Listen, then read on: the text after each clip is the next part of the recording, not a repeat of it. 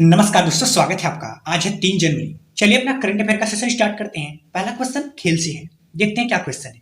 अभी हाल ही में क्रिकेट से संन्यास लेने वाले खिलाड़ी डेविड वार्नर का संबंध किससे है? ये कहां से है? ये है ऑस्ट्रेलिया के। ये ऑस्ट्रेलिया के बल्लेबाज है। अच्छा, क्रिकेट 3 फॉर्मेट में होता है। एक तो वनडे होता है 50 ओवर का, एक होता है टेस्ट, एक होता है टी20। तो इन्होंने वनडे और टेस्ट से तो संन्यास ले लिया, लेकिन टी20 संन्यास नहीं लिया। ये क्रिकेट में शुरुआत पदार्पण कब किए थे? 2009 में, और अंत इनका 2024 में। और इनके द्वारा ही ऑस्ट्रेलिया में सर्वाधिक रन बनाए गए। मिस्टर ऑस्ट्रेलिया के सर्वाधिक रन कौन बनाया है? वो बनाया है डेविड वार्नर। इन्होंने ओडीआई में 25 शतक, टेस्ट में 26 शतक लगाए हैं। साथ ही अगर क्रिकेट से संबंधित और भी बात करें, अभी हाल ही में स्टुअर्ट ब्राड के द्वारा संन्यास लेने की घोषणा किया गया। ये कौन है? ये इंग्लैंड के बॉलर हैं, और ये वही बॉलर हैं जिनको युवराज सिंह के द्वारा 6 छक्का मारा गया था।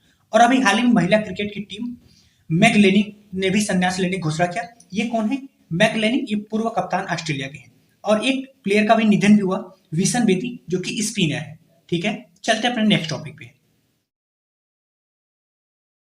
नेक्स्ट टॉपिक हमने अंतरिक्ष से लिया हुआ है। अभी इसरो के द्वारा 1 जनवरी 2024 को कौन सा उपग्रह प्रक्षेपित किया गया? देखो, हम लोग नया वर्ष अलग तरीके से मना रहे थे और इसरो अपना एक अलग तरीके से सेलिब्रेशन कर रहा था। इसरो के द्वारा 1 जनवरी 2024 को एक्सपोसैट, जिसका फुल फॉर्म है एक्सरे पोलरीमीटर सैटेलाइट, लॉन्च किया गया। अब देखो, ये कब लॉन्च किया गया, ये कहां पे लॉन्च किया गया, और किस लॉन्च व्हीकल से लॉन्च किया गया, और ये क्या है, इसको क्यों लॉन्च किया गया, जितने भी संबंधित क्वेश्चन बनेगा। तो इसरो के द्वारा जो 1 जनवरी 2024 को उपग्रह लॉन्च किया गया, उसका नाम है एक्सपोसैट। इसको क्यों लॉन्च किया गया? इसको ब्लैक होल और न्यूट्रॉन स्टार के अध्ययन के लिए लॉन्च किया गया। देखिए, जो जो स्टार होते हैं, जो तारा होता है ना, उनकी जब मृत्यु होती है तो वो 2 रूप में होते हैं। जो बड़े तारा होते हैं वो ब्लैक होल में चले जाते हैं, और जो छोटे तारा होते हैं वो न्यूट्रॉन स्टार में। जब अभी जियोग्राफी कभी डिटेल में पढ़ोगे तो वहां पे आपको ये चीजें बताया जाएगा। तो इन दोनों के अध्ययन के लिए इसको सैटेलाइट को भेजा गया। कब भेजा गया?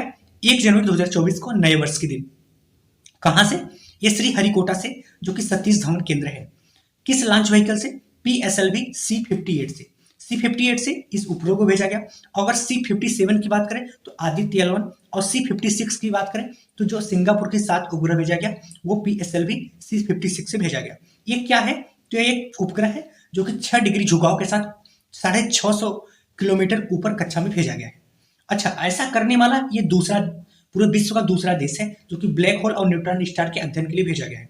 पहला देश कौन है? वो है यूएसए। और इसरो की स्थापना की बात करें तो 15 अगस्त 1969 में इसकी स्थापना हुई थी। चलते अपने नेक्स्ट टॉपिक पे। नेक्स्ट टॉपिक हमने खेल से लिया हुआ है। हाल ही में women under 19 Scottish junior open का खिताब किसने जीता? ये पहले आयोजन कहां पे हुआ? इसका आयोजन स्कॉटलैंड एडिनबर्ग में हुआ। एडिनबर्ग स्कॉटलैंड की राजधानी है। ये क्या है? ये women under 19 Scottish junior open खेल है। इसमें विजेता अनाहत सिंह, जो कि इंडिया की थी, इसलिए इंपॉर्टेंट है। उप विजेता कौन है? Robin make alkyne. ये देखो, ये अंडर 19 है, मतलब 19 वर्ष से कम। अगर ये 13 वर्ष अंडर 13 की बात करेंगे तो आधा बुधिया। अच्छा, ये जो स्क्वैश खेल है, इसको अभी हाल ही में बहुत सारे गेम में शामिल किया गया। पहला खेलो इंडिया यूथ गेम में शामिल किया गया, और 2028 जो ओलंपिक होगा लॉस एंजल्स में, उसमें भी इसको शामिल किया गया। लॉस एंजल्स कहां पे है? ये यूनाइटेड स्टेट ऑफ अमेरिका में है। चलते अपने नेक्स्ट टॉपिक पे। नेक्स्ट टॉपिक हमने सैन्य अभ्यास से लिया हुआ है। हाल ही में डेजर्ट साइक्लोन अभ्यास किन के बीच हुआ? ये जो अभ्यास हुआ ये भारत और यूएई के बीच हुआ। यूएई, यूनाइटेड अरब अमीरात, संयुक्त अरब अमीरात।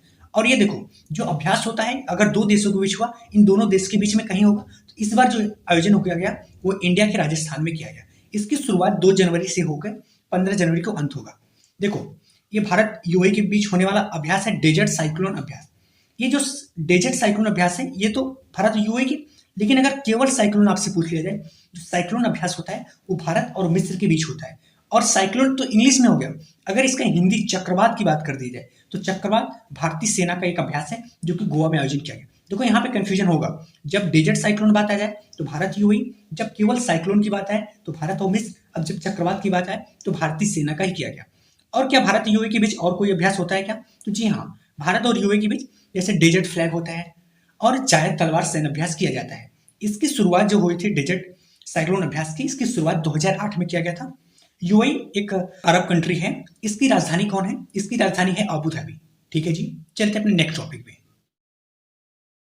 नेक्स्ट टॉपिक हमने वित्त एवं व्यापार से लिया हुआ है। अभी देखेंगे किस तरीके से वित्त एवं व्यापार संबंधित है। ये इंपॉर्टेंट क्वेश्चन है, यहाँ पे आप ध्यान दीजिएगा।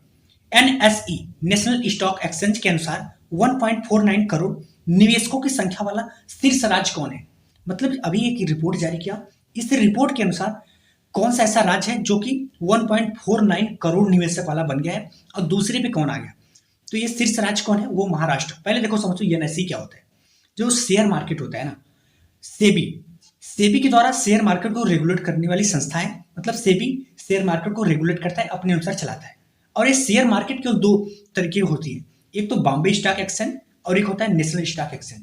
बॉम्बे स्टॉक एक्सचेंज की स्थापना 1875 में, एशिया का सबसे पुराना एक्सचेंज है।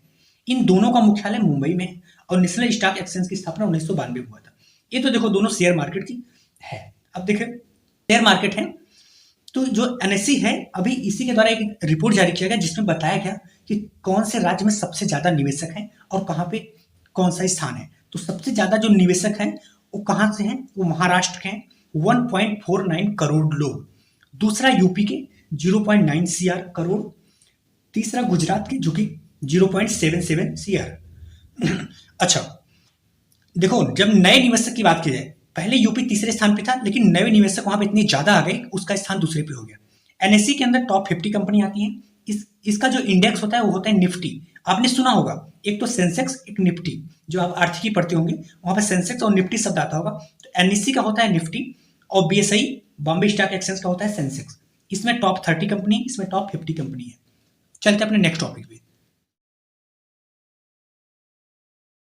नेक्स्ट टॉपिक हमने ब्रांड एम्बेसडर से लिया हुआ है।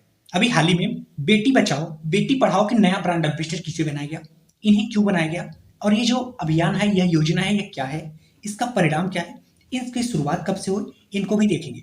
तो बेटी बचाओ बेटी पढ़ाओ का नया ब्रांड एम्बेसडर किसे बनाया गया? पिंकी को। किसको बनाया गया? पिंकी एक छोटी सी बच्ची है, ये मिर्जापुर उत्तर प्रदेश की है।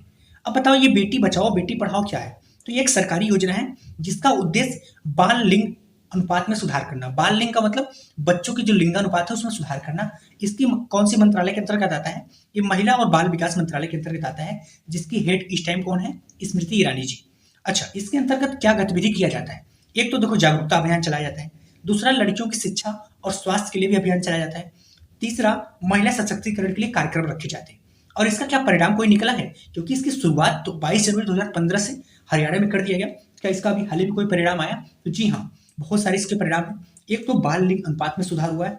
दूसरा लड़कियों की शिक्षा में भी काफी बढ़ोतरी हुई है। तीसरा महिला सशक्तिकरण में भी सुधार हुआ है, बढ़ोतरी हुई है।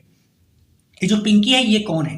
देखो अभी हाल ही में एक मूवी आई थी स्माइल पिंकी, उसी में इनके द्वारा किरदार किया गया था, जो कि डॉक्यूमेंट्री फिल्म है और इसको ऑस्कर पुरस्कार मिला। ये इतनी ज्यादा मतलब सही फिल्म है, ठीक है जी। और ये जो पिंकी है ना, ये एक आप दिव्यांग कह सकते हो, क्योंकि इनका जो ओठ है वो कटा हुआ था। अभी इसका पिक्चर देखोगे तो आपको मतलब जबरदस्त मोटिवेशन मिलेगा। एक छोटी सी बच्ची जो कि इतने बड़े अभियान योजना की ब्रांड एम्बेसडर बनती है, ठीक है जी। धन्यवाद दोस्तों। अगर आपको करंट अफेयर को शॉर्ट नोट्स के माध्यम में डिटेलें पढ़ना है तो आप इस फैमिली के हिस्सा बन सकते हैं। धन्यवाद।